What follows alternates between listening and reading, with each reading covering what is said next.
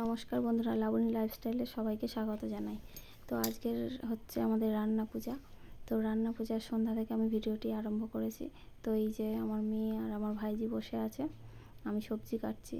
রান্না পুজোতে আমাদের দেখো কত রকম সবজি ভাজা হয়, তারপরে মাছ ভাজা হয়, আর একটা কুমড়ো দিয়ে চিংড়ি দিয়ে তরকারি হয়, ডাল চচ্চড়ি হয়। ঠিক আছে, আমি সেই সবজিগুলোই কাটতে বসেছি। তো দেখো এখানে আমার বৌদি মশলা করছে, আর আমার মা এদিকে ঠাকুরের ভোগ রান্নার জন্য গ্যাস ধরিয়ে তো দিয়েছে।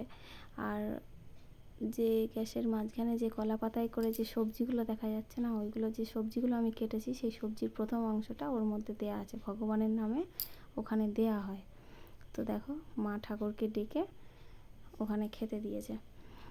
তারপরে দেখো ভোগ রান্নার শেষে আমাদের কি হয়, তারপরে বাকি যে সবজি টবজিগুলো কাটা হয়েছে ওগুলো রান্না করা হয়। প্রথমে মায়ের ভোগটাই করে নেওয়া হয়। তো দেখো আমার রান্নার শেষে দেখো সব কিছুর রান্না হয়ে গেছে। এখানে রয়েছে পান্তা, তারপরে যে সমস্ত ভাজা, মাছ ভাজা, এর ওই হাঁড়িতে মায়ের ভোগ রয়েছে, তারপর পায়েস হয়েছে, নারকলের ছাই তৈরি হয়েছে, এই যে নারকলের ছাই। তো সমস্ত রকম রান্না হয়। তো এটা হচ্ছে রান্নার পরের দিন, তো বিশ্বকর্মা পুজোর দিন। তো বিশ্বকর্মা পুজোর দিন দেখো আমাদের গাড়ি পুজো হয়েছে। তো পুজো টুজো দিয়ে আমরা গেছিলাম মায়ের বাড়ি। তো মায়ের বাড়ি গিয়ে সেখানে সব পান্তা টান্তা খাওয়া হলো, আর গিয়ে দেখি মায়ের পূজাও হয়ে গেছে। দেখো মা কত সুন্দরভাবে পূজা করেছে।